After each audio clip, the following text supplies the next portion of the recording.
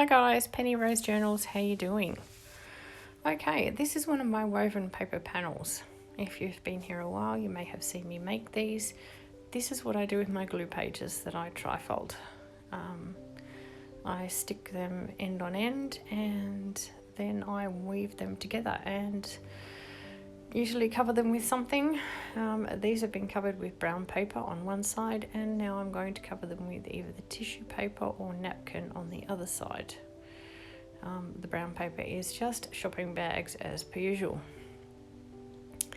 So what I do with these when I'm done is usually make journal covers out of them, and the offcuts get made into belly bands or page edges or whatever. But what I am going to do today is cover them with this napkin or tissue. Now, if you'd like to see me make one of these from scratch, I will link another video in the description because I have done this already on the channel, and yeah, I have already made 4, so I am actually out of glue pages at the moment, so I cannot show you how to do it again. Crazy, I know, out of glue pages are me. Madness. Anyway, let's get on with this. This is a PVA water mix. During the video I will need to make some more, so I will show you exactly how I do that. Yeah, but for now, let's get some stuff glued down.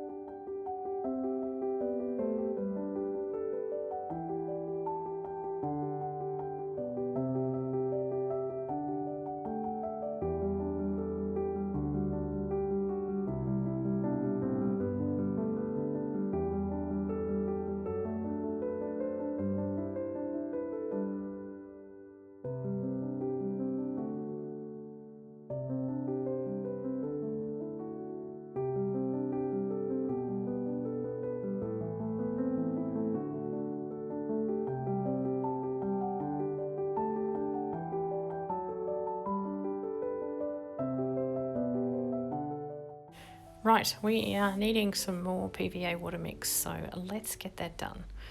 Now, I always say I do 50-50, but this is how I do it. I just pour it in until I'm figuring it's around halfway. This is the glue that I use. It's not anything special, just Woodworkers PVA from the hardware. And then I top up the rest with some water. So it's as simple as that. Then I'll sort of put the lid on, give it a bit of a shake, bit of a stir with my paintbrush when I'm using it for the first time, and yeah, we're done. So that's my version of 50-50. It's around 50-50. Like everything else around here, nothing is exact, nothing is perfect. It is what it is.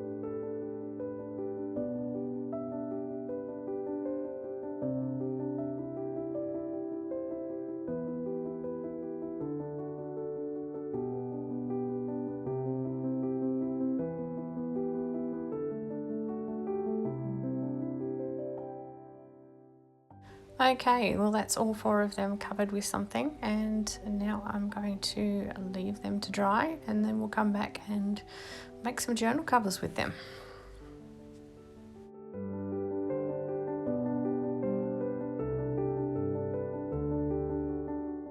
Okay, we are back, and it is a few days down the track, and these are thoroughly dry.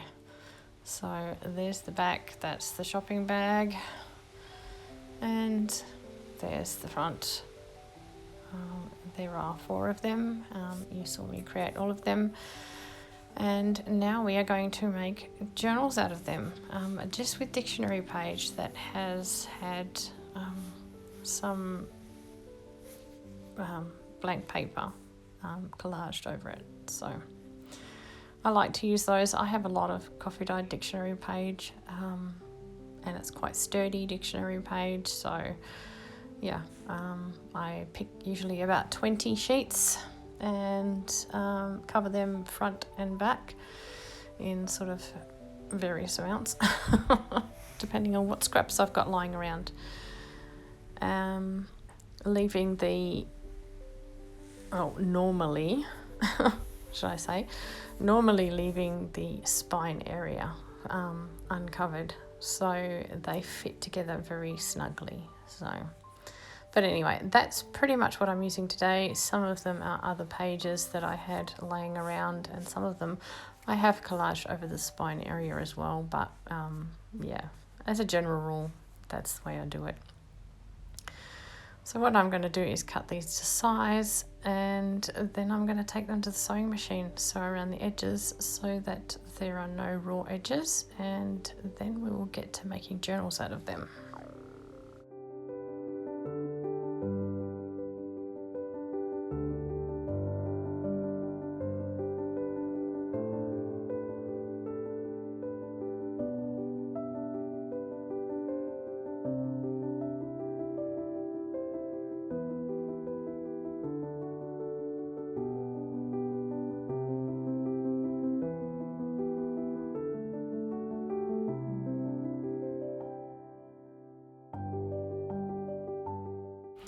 Okay, this is basically how this one is going to go together. As a general rule, again, this is the way I make them. I make them sort of as a trifold cover. I will make one of these as just a regular sort of cover, but generally this is the way that I do it. So anyway, yes, we will get a couple of these sorted out now and make 2 journals, and then I will come back and make the other 2 at a later date. Here are the 2 that we are going to work on today. Yes, I've sewn around them, and now it is time to organise them to put their signatures in. I am just doing a single signature, so it is very quick and very easy.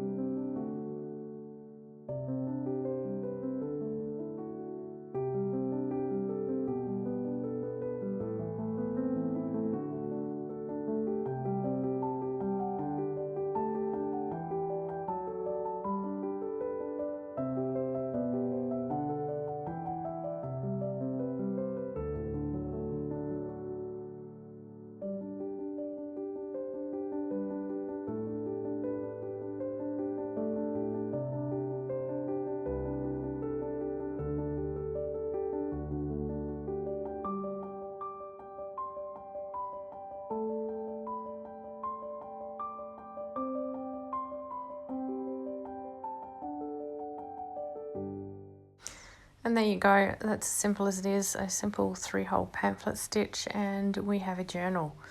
I am just going to go and fossick around and find something to use as a closure, and yeah, then we will tie her shut, and she's essentially a journal, a finished journal, naked but finished.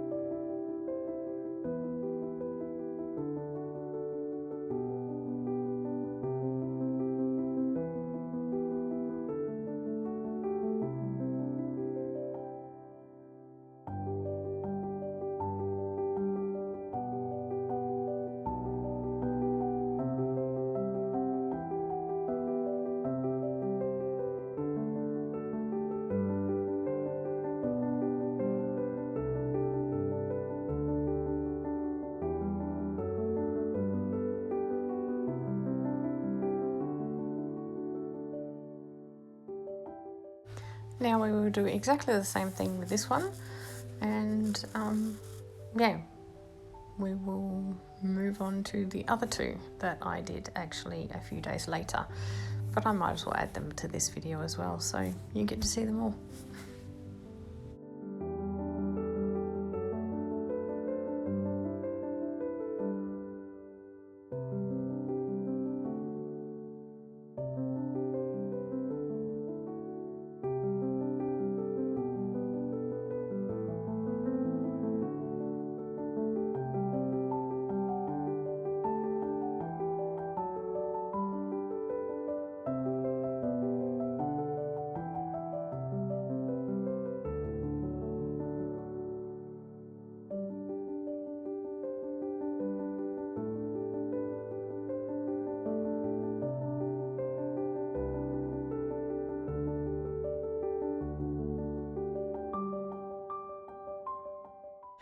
Okay, you've seen it before, so I cut all of that out, and here is the second one sewn together. And again, I will run off and find something to tie it shut with, and we essentially have another journal. The other two are done pretty much the same way. One is actually just made with a cover that you would like find on a book, and the other one is made in exactly the same way these two have been. So what I will do is actually show you me putting some of the dictionary pages together now.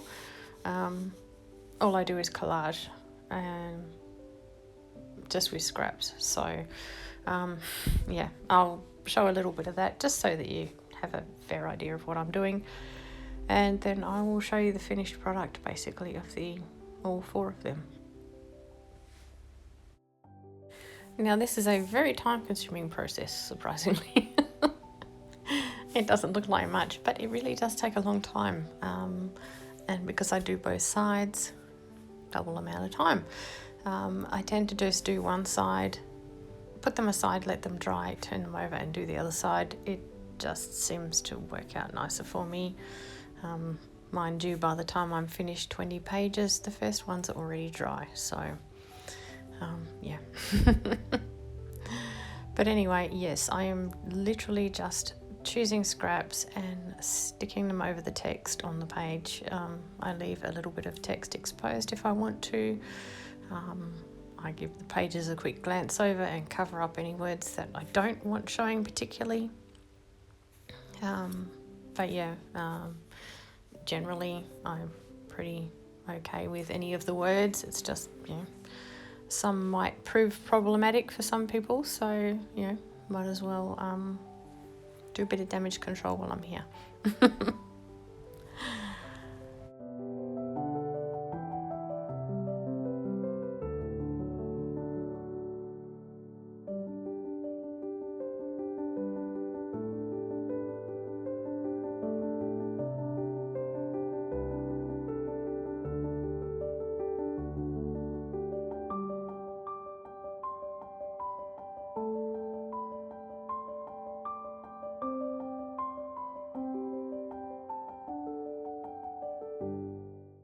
The pages that I'm using here obviously are from a dictionary, but they are from a student dictionary, so they are quite sturdy. They do not make student dictionaries out of very fine paper because students are notorious for not looking after their things.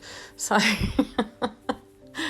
it's quite sturdy paper, it's easy to glue on, it doesn't buckle much, and the spine area is in good condition once you've taken it out of a book carefully. So it's perfect for this application. These particular ones have big headers and some sign language also. I leave that because I like it. So, but if you happen to stumble across this book and decide you want to own it, you could always stick a bit of paper over it if you didn't want to look at that. I just find it interesting, so I leave it as it is.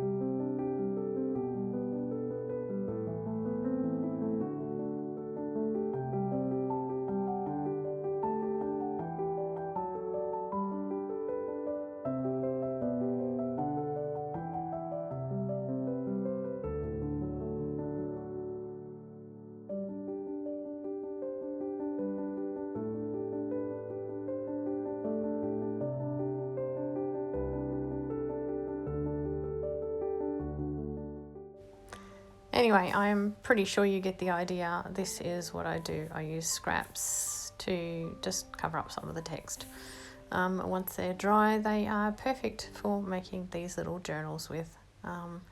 Because I avoid the spine section, they fit together very closely and make a really, really good signature. So anyway, guys, I will just move on to the end product of all 4 of these journals, and you can see what we've made out of them. And yeah, hopefully it has inspired you to maybe try some of your own. It's a good way to use up those glue pages if nothing else. So thanks for being here today, guys. I really appreciate your company as always, and I will see you again tomorrow. Bye.